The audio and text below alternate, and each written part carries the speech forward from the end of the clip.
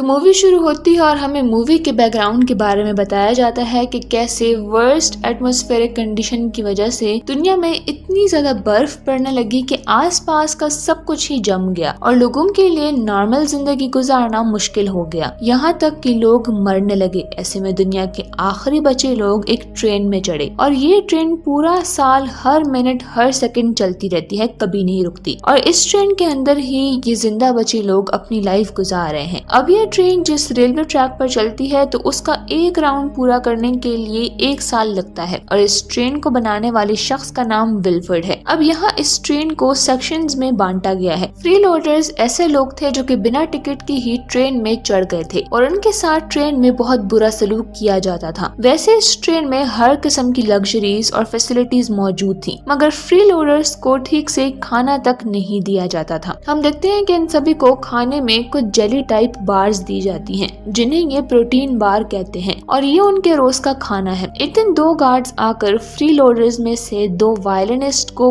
पूछते हैं जो कि इकोनॉमी क्लास के लोगों के लिए वायलिन बजा सके। वहाँ का एक बूढ़ा आदमी कहता है कि उसे वायलिन बजाना आता है, तो गार्ड्स उसे ले जाने लगते हैं, मगर वो आदमी अपनी वाइफ के बगैर नहीं जाना चाहता था, तो इसीलिए गार्ड्स उसकी वाइफ का हाथ तोड़कर जबरदस्ती उसे अपने साथ ले जाने लगते हैं। खैर सीन कर्टिस और ईगर पर शिफ्ट होता है जो कि सभी लोगों के प्रोटीन बार में कुछ ढूंढ रहे होते हैं। तभी वहाँ पर खड़ी तानिया कहती है कि तुम जो ढूंढ रहे हो वो मेरी बेटी के प्रोटीन बार में है। असल में ये एक कैप्सूल था जिसके अंदर कोई हिडन मैसेज था और ये आगे वाले कंपार्टमेंट से कोई भेज रहा था। अब ये फ्री लोडर्स अपनी हालत से काफी तंग थे। ऐसे में कर्टिस इनका लीडर था और एडगर सेकंड इन कमांड। पिछले 2 सालों में इन्होंने अपने हक के लिए आवाज उठाने की कोशिश की, मगर कभी इसमें कामयाब ना हो सके। यहीं पर हम जिम को भी देखते हैं, जिससे कि कर्टिस सभी सिचुएशंस डिस्कस करता है। जिम उसे कहता है कि इस बार से जो कैप्सूल है उसमें किसी नैम नामी आदमी का जिक्र किया गया है, जिसने असल में ट्रेन के इंटीरियर को डिजाइन किया है, जिसको फिलहाल अभी कैद किया गया है। कर्टिस को समझ नहीं आती कि आखिर इसका क्या मकसद हो सकता है। खैर रात में हम कुछ गार्ड्स को देखते हैं जो कि एक लेडी के साथ वहाँ पर आते हैं। वो सभी बच्चों का मेजरमेंट कर रहे थे और फिर उन बच्चों में से 2 को अपने साथ ले जाने लगते हैं। उसके पेरेंट्स इस पर प्रोटेस्ट करते हैं, लेकिन वो गार्ड्स उन्हें बहुत मारते हैं। एंडी उन पर अपना जूता फेंकता है तो गार्ड उसे अरेस्ट कर लेते हैं। अब वो बच्चों को लेकर क्यों जा रहे थे ये हमें थोड़ा आगे पता चलेगा। इसके बाद हमें इस ट्रेन की मैनेजमेंट हेड मेसन को दिखाया जाता है जो कि हर सेक्शन में पीस रखने का काम करती है। वो एंडी का जूता उठाकर कहती है कि हर चीज की अपनी जगह है। जैसे जूते को पैर में और टोपी को सर पर पहना जाता है, तो वैसे ही अमीर लोग ट्रेन के आगे वाले सेक्शन और गरीब लोग ट्रेन के पीछे वाले सेक्शन में रहेंगे। ऐसे ही ये सिस्टम चल सकेगा। और अब एंडी को पनिशमेंट देने के लिए मेसन उसके हाथ को ट्रेन से बाहर रखती है। बाहर इतनी ज्यादा ठंड होती है कि उसका हाथ कुछ ही वक्त में जम जाता है और फिर गार्ड्स उसके जमे हुए हाथ को काट देते हैं। अब ये सब कुछ बर्दाश्त से बाहर होता जा रहा था, तो कर्टिस और एडगर सबको गार्ड्स पर अटैक करने का प्लान बनाता है। कर्टिस को ऐसा लगता है कि गार्ड्स की गन्स में बुलेट नहीं है। ऐसा रूमर काफी वक्त से चल रहा है। कर्टिस इस बारे में श्योर नहीं था, मगर इस बार वो रिस्क लेने के लिए रेडी था। वो हमले से पहले क्रोनल नाम के एक ड्रग को बॉक्स में अपने साथ लेता है और जब गार्ड्स खाना देने आते हैं तब कर्टिस उनके ऊपर हमला करके गन को अपने सर के ऊपर रख देता है। जब गार्ड्स फायर नहीं करते तो वो समझ जाता है कि गन्स में बुलेट्स नहीं है। वो गार्ड्स को मारता है और अब सब दरवाजा तोड़कर आगे वाले कंपार्टमेंट्स में जाते हैं और फिर सबसे पहले जेल वाले कंपार्टमेंट में आते हैं। जेल में कर्टिस की मुलाकात नैम से होती है जो कि क्रोनल ड्रग का एडिक्ट है। उसकी बेटी योना भी यहीं पर है जो कि इसी ड्रग की एडिक्ट है। नैम कहता है कि वो उनकी मदद करेगा, मगर हर कंपार्टमेंट को खोलने के लिए उसे 2 क्रोनल चाहिए होंगे, जिस पर कि कर्टिस मान जाता है। नैम आगे का डोर खोलता है और जब ये सब लोग आगे वाले कंपार्टमेंट में जाते हैं तो काफी सालों के बाद ये सूरज की रोशनी को देखते हैं। एक लम्हे के लिए इन्हें खुशी होती है, मगर फिर सब उदास भी हो जाते हैं ये देख कर कि बर्फ अभी तक हटी नहीं है और सब कुछ वैसे का वैसा ही है। खैर ये सब अब आगे किचन सेक्शन में जाते हैं जहाँ पर मोस्टली फ्री लोडर्स के लिए खाना बनता था। कर्टिस एक कंटेनर को चेक करता है तो देखता है कि उसमें काफी सारे कॉकरोचेस को पकाया जा रहा है, यानी कि आज तक प्रोटीन बार के नाम पर उन्हें जो चीज खिलाई जा रही थी वो कॉकरोचेस थे। यहीं पर कर्टिस को फिर से उस अननोन इंसान की तरफ से लेटर मिलता है जिस पर लिखा था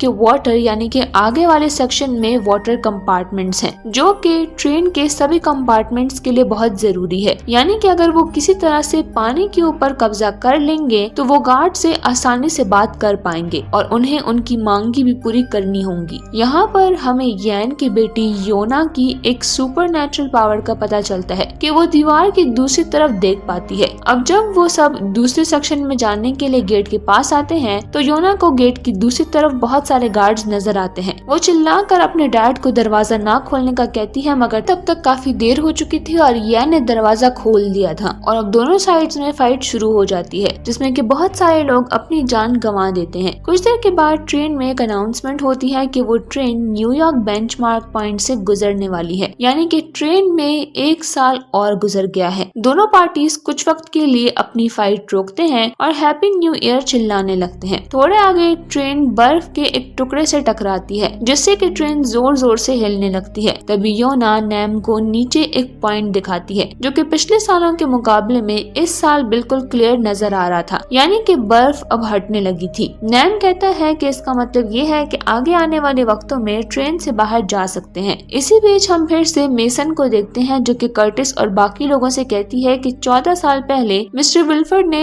तुम सबको यहाँ पर रहने की जगह दी, खाना दिया और अब तुम सब पानी पर कब्जा करके उनके अगेंस्ट जाना चाहते हो। वो उनमें से बहुत से लोगों को मारने का ऑर्डर देती है, जिसके बाद सभी गार्ड्स नाइट विजन गॉगल्स पहनकर तैयार होते हैं, क्योंकि ब्रिज के थोड़ा दूर ही एक टनल आने वाला था। जैसे ही वो टनल में एंटर करते हैं तो हर तरफ अंधेरा हो जाता है, क्योंकि गार्ड्स ने नाइट विजन गॉगल्स पहन रखे थे, तो इसीलिए वो इजीली उन सबको देख पा रहे थे और वो अब एक एक करके उन्हें मारने लगे थे। तभी वहाँ पर चैन नाम का आदमी मशालों के साथ आता है और अब रोशनी होने की वजह से वहाँ पर सही फाइट शुरू होती है। चैन यहाँ मेसन के राइट हैंड को बंदी बना लेता है, मगर मेसन उसे मरने के लिए छोड़ देती है। इतने में ही एक गार्ड कर्टिस के एक आदमी को पकड़कर उसे सरेंडर करने को कहता है, मगर कर्टिस सरेंडर नहीं करता और वो सीधा मेसन को पकड़ लेता है। वो गार्ड कर्टिस के आदमी को मार देता है, जिसके बाद योना उसे मार देती है। अब कर्टिस ने मेसन को कैदी बना लिया था और वो उसे विल्फर्ड यानी कि इस ट्रेन के ओनर को बुलाने को कहता है। वो पानी बंद करने की धमकी भी देता है, तो इस पर मेसन कहती है कि बेवकूफ लोगों, ट्रेन में पानी आगे के कंपार्टमेंट से आता है, जिसे यहाँ सिर्फ रिसाइकल किया जाता है। वो कभी यहाँ पर नहीं आएगा क्योंकि उसे पता है कि तुम्हें भी पानी की जरूरत है। मगर यहाँ पर मेसन कहती है कि वो डायरेक्टली उन्हें उससे मिलवा सकती है। विलियम यहाँ कर्टिस से कहता है कि जब तुम विल्फर्ड से मिलो तो तुम उसकी जबान काट देना, क्योंकि वो अपनी बातों से लोगों को बहुत ही मैनिपुलेट करता है। बाकी सब लोग वहीं पर रुकते हैं और कर्टिस के साथ कुछ और लोग आगे जाने का डिसाइड करते हैं। वो मेसन के सर पर जूता रखकर उसके साथ एक ग्रुप फोटो भी लेते हैं। अब कर्टिस, एंड्रियोस, तानिया, नैम, योना और ग्रे नाम का एक बंदा मेसन के साथ आगे जाता है। अब डिफरेंट कंपार्टमेंट से गुजरकर वो आगे बढ़ रहे होते हैं और हम देख पाते हैं कि आगे के कंपार्टमेंट्स में कितनी ज्यादा फैसिलिटीज हैं। एक जगह वो लोग डिनर करने के लिए रुकते हैं। मेसन सबके लिए सुशी ऑर्डर करती है और बताती है कि उनके एक्वेरियम में लिमिटेड फिशेस रखी जाती हैं ताकि बैलेंस बना रहे। अब मेसन जब सुशी खाने लगती है तब कर्टिस उसे रोकता है और उसे वही प्रोटीन बार खाने को कहता है जो कि वो लोग सालों से खाते आ रहे हैं। थोड़ा आगे जाकर वो एक स्कूल कंपार्टमेंट में जाते हैं जहाँ पर अमीरों के बच्चों को पढ़ाया जाता है। हम देख पाते हैं कि कैसे टीचर्स उन्हें गरीब लोगों के बारे में बता रही थी कि वो अच्छे लोग नहीं होते और विल्फर्ड को उनका मसीहा बताती है। कर्टिस यहाँ पर एक सीसीटीवी फुटेज को भी देखता है जो कि ट्रेन के डिफरेंट एरियाज में लगा था। यहाँ तानिया